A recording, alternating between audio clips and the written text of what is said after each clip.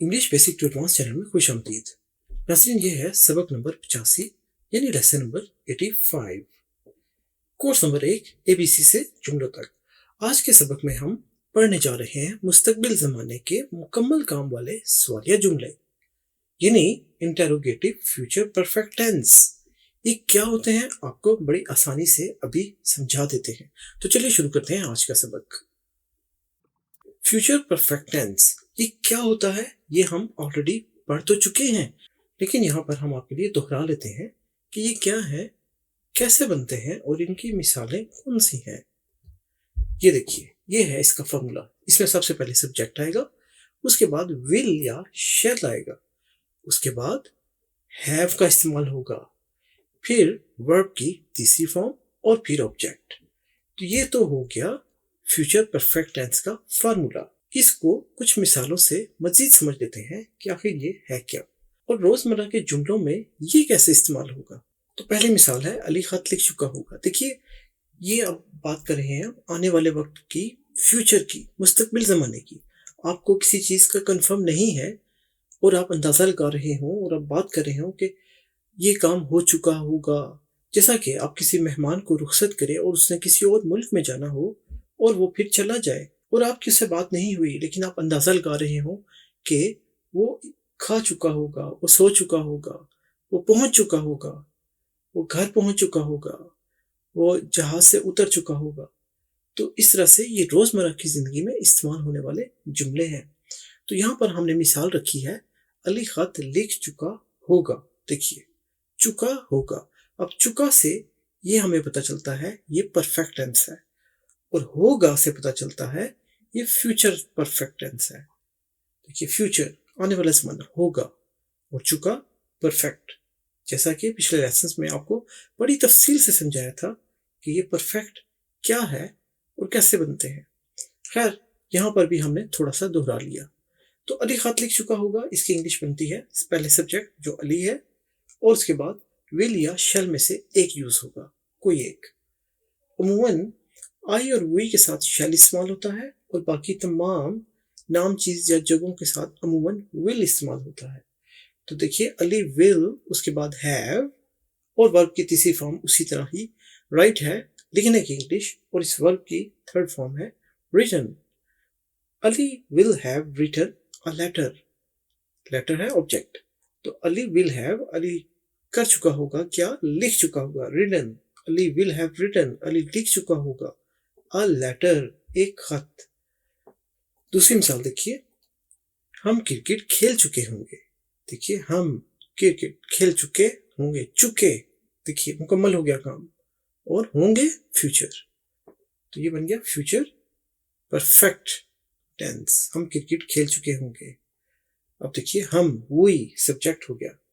देखिए, पहला लेटर इसका कैप्स में है, W कैपिटल लेटर में है, वी। उसके बाद वी और आई के साथ जैसा आपको बताया शेल यूज होता है, तो विल या शेल में से हमने शेल यूज किया, और उसके बाद फार्मूले के मुताबिक इसके साथ हैव आएगा और वर्ब है प्ले, इसकी तीसरी फॉर्म है प्लेड।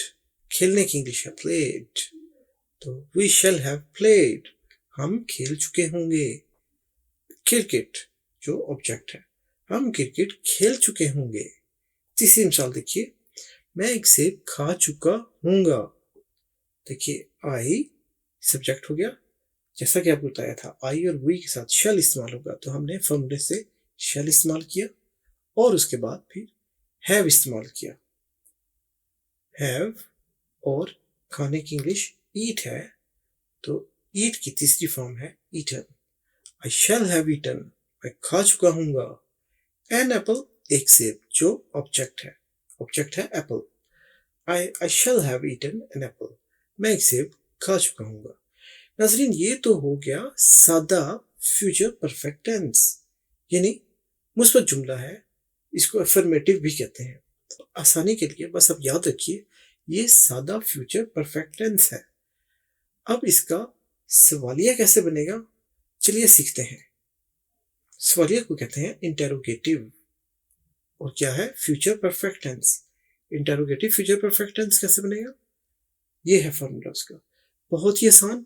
अगर आपको सादा फ्यूचर परफेक्ट टेंस समझ में आ गया है तो ये तो आपके लिए कोई मसला ही नहीं होगा, क्योंकि तरतीब तो जुमले की तकरीबन वैसी ही है, बस थोड़ा सा चेंज किया है। वो क्या कि यहाँ पर विल या शैल पड़े हुए थे, यहाँ से उठा के हमने उनको यहाँ रख दिया, यानी जुमले के शुरू में, और उसके बाद बाकी जुमले की तरतीब वैसी की वैसी ही रही, और जुमले के आखिर में हमने इंटरोगेटिव साइन लगा दिया, यानी सवालिया निशान लगा दिया जुमले के आखिर में। तो ये हो गया विल या शैल सबसे पहले आएगा और इसका पहला हर्फ कैपिटल लेटर्स में होगा, इन दोनों में से एक इस्तेमाल होगा, और उसके बाद फिर सब्जेक्ट जो नाम चीज या जगह को कहते हैं, उसके बाद फिर हैव लगेगा, फिर वर्ब की तीसरी फॉर्म, और वर्ब कहते हैं काम करने वाले लफ्ज की इंग्लिश को, और उसके बाद ऑब्जेक्ट, ऑब्जेक्ट के बाद सवालिया निशान।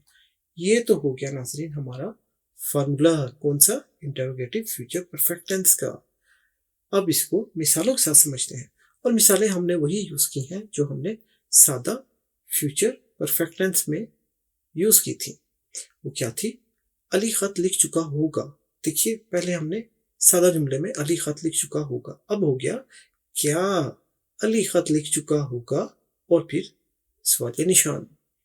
तो इसकी इंग्लिश कैसे बनेगी, जैसे आपको बताया, देखिए पहले था अली विल, विल यहाँ पे पड़ा हुआ था, अब विल हमने यहाँ से उठा के शुरू में रख दिया और उसका फर्स्ट लेटर कैपिटल में कर दिया। अब ये W कैप्स में है, कैपिटल लेटर में है। अब जुमला हो गया will Ali have written a letter. बिल्कुल वैसे ही, देखिए विल आया फॉर्मूले से, सब्जेक्ट हो गया अली, हैव आ गया फॉर्मूले से, वर्ब की तीसरी फॉर्म जो राइट है उसकी तीसरी फॉर्म रिटन हो गई, और ऑब्जेक्ट हो गया अ लेटर। तो will Ali have written a letter, क्या अली खत लिख चुका होगा। ठीक है, उम्मीद है आपको समझ में आ रहा होगा। दूसरी मिसाल देखिए, क्या हम क्रिकेट खेल चुके होंगे। देखिए पहले था हम क्रिकेट खेल चुके होंगे, और वी यहाँ पर शेल पड़ा हुआ था, we shall have played cricket, लेकिन अब यहाँ पर सवालिया बनाने के लिए शेल को हमने यहाँ से उठाया और जुमले के शुरू में रख दिया, और उसका फर्स्ट लेटर कैपिटल में कर दिया। तो ये हो गया शेल वी। अब वी का W हमने स्मॉल कर दिया। आपको बताया था कि कोई खास नाम चीज या जगह हो तो उस लफ्ज का पहला हर्फ बड़ा होगा या पहला लेटर बड़ा होगा, लेकिन अगर वो आम चीज हो, कोई खास ना हो, तो फिर छोटा हो जाएगा। तो शेल वी हैव, देखिए वी हो गया सब्जेक्ट, हैव आ गया फॉर्मूले से, और खेलने की इंग्लिश है प्ले, और प्ले जो वर्ब है उसकी तीसरी फॉर्म है प्लेड। तो शेल वी हैव प्लेड मतलब हुआ क्या हम खेल चुके होंगे क्रिकेट, जो ऑब्जेक्ट है, और उसके बाद सवालिया निशान। Shall we have played cricket, क्या हम क्रिकेट खेल चुके होंगे। देखिए कितना आसान है। अब चलते हैं एक और मिसाल की तरफ, वो है क्या मैं एक सेब खा चुका हूंगा। देखिए पहले था मैं एक सेब खा चुका हूंगा, उसकी इंग्लिश थी आई, यहां पर पड़ा हुआ था शेल, और उसका एस यहां पर छोटा यूज किया था, I shall have eaten an apple, मैं एक सेब खा चुका हूंगा। अब हो गया क्या मैं एक सेब खा चुका हूंगा, तो हमने क्या किया, यहां से शेल को उठाकर जुमले के शुरू में रख दिया, और उसका पहला हर्फ फर्स्ट लेटर कैप्स में कर दिया, कैपिटल लेटर में कर दिया। तो शेल आई हैव ईटन, ईट है खाने की इंग्लिश, और उसकी तीसरी फॉर्म है ईट जो वर्ब है उसकी तीसरी form eaten. Shall I have eaten, क्या मैं खा चुका हूंगा। एन एप्पल, एक सेब, सेब है ऑब्जेक्ट। तो बड़ी आसानी से हमने देखिए सादा फ्यूचर परफेक्ट टेंस को इंटरोगेटिव यानी सवालिया फ्यूचर परफेक्ट टेंस में तब्दील कर दिया, बहुत ही आसानी से इस फार्मूले के तहत। बस आपने ये फार्मूले याद रखने हैं तो आपको कभी नहीं दिक्कत पेश आएगी जुमले बनाने के लिए, चाहे वो किसी भी जमाने से ताल्लुक रखते हो या किसी भी टेंस से। उम्मीद है आपको ये सबक पसंद आया होगा। अगर पसंद आया हो तो लाइक जरूर कीजिए और वीडियोस को ज्यादा से ज्यादा शेयर कीजिए ताकि अच्छी वीडियोस हैं सभी लोग इससे फायदा उठा सकें। चैनल को सब्सक्राइब करना मत भूलिएगा, इससे होगा ये कि आपको नोटिफिकेशन मिलते रहेंगे जैसे ही नई वीडियो अपलोड होगी और हमारी हौसला अफजाई भी होती रहेगी। तो मिलेंगे हम आपसे अगले लेसन में, तब तक के लिए अपना बहुत ख्याल रखिएगा। अल्लाह हाफिज़।